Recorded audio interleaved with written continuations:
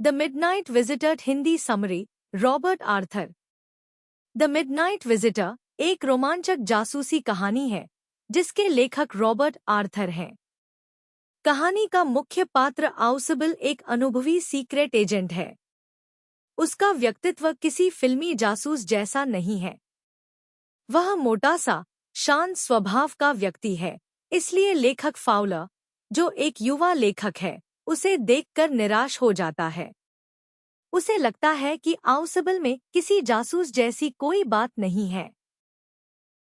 जब दोनों आउसिबल के होटल के कमरे में पहुंचते हैं, तो वहां मैक्स नाम का एक दुश्मन जासूस पहले से बंदूक लेकर मौजूद होता है। मैक्स एक बेहद महत्वपूर्ण मिसाइलों से जुड़ी गुप्त रिपोर्ट चुराने आया होता है। फाउलर यह देखकर डर जाता है, लेकिन आउसिबल बिल्कुल भी घबराता नहीं। वह बड़ी चतुराई से मैक्स को यह झूठी कहानी सुनाता है कि उसके कमरे की खिड़की के बाहर एक बालकनी है, जिससे पहले भी कोई उसके कमरे में घुस चुका है। वास्तव में वहां कोई बालकनी होती ही नहीं।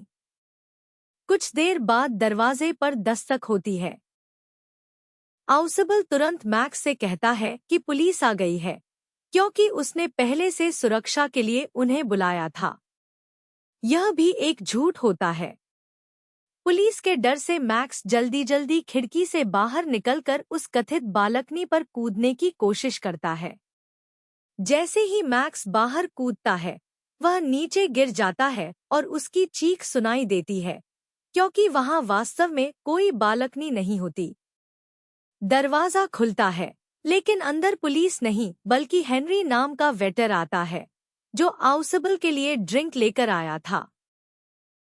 तब फाउलर को समझ में आता है कि आउसिबल ने बिना गोली चलाए और बिना किसी लड़ाई के केवल अपनी बुद्धिमानी, सूझबूझ और झूठी कहानी के सहारे एक खतरनाक जासूस को हरा दिया। कहानी का संदेश, मॉरल: बुद्धिमानी और सूझबूझ ताकत से अधिक प्रभावशाली होती है। मुश्किल परिस्थितियों में घबराने के बजाय शांत दिमाग से काम लेना चाहिए। दिखावे से किसी की क्षमता का अनुमान नहीं लगाना चाहिए।